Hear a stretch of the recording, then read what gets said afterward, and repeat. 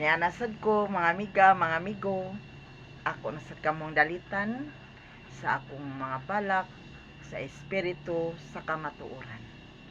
Si Jesus miingon, kamong tanan, akong mga anak, ug akong gigugma, ug akong pililhon.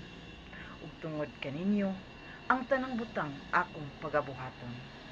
Pero unsay nahitabo dinhi sa kalibutan ko karon nga sa uban ako inyong gisalikoy ug gibaliwala man hinuon.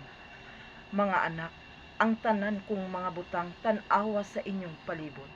Kung sabili ko ninyo paghatagan, tan-awon sila gayud pagkanindot. Ang tanan puros makaon, apil pa ang mga sagbot. Kung kamo magkugi lang sa kanunay ug sa maayo maning kamot. Pero ang uban kanyo diri kanako wala makakita. Busa mo'y hinungdan nga ako inyong gibaliwala. Karon sa inyong kaugalingon kamo na ang bahala. Kay sa inyong palibot ako mga anak dili na ninyo pamakita. Dili kanako daghan kamo karon ang nagsigi og panawag. Nagpakitabang sa kalisod pero dili na ako pamakatubag.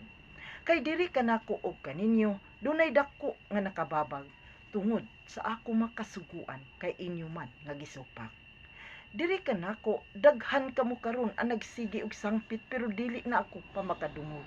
Bisag ako inyo pang pasan-pasanon og sa kong atubangan pa kamo magluhod-luhod.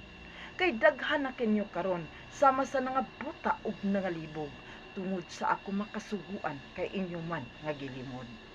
Hinumdumi mga anak, ako mao ang inyong buhi nga Dios ug mao ang kamatuoran. Ug sa inyong kaugalingon, ako karon asaman. Ang inyong gipaka Dios, maman inyong kaugalingon ug ang uban.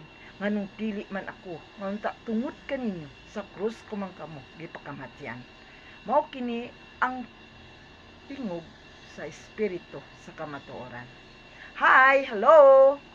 Mga miga, mga amigo, o kinsa man galing katong nakauyon sa akong balak karong hapuna, palihog lang ko mga igsuon or mga migs, mga migo sa pag-subscribe sa akong channel ni Oldarica Balat Barbas. Daghang salamat. Bye-bye.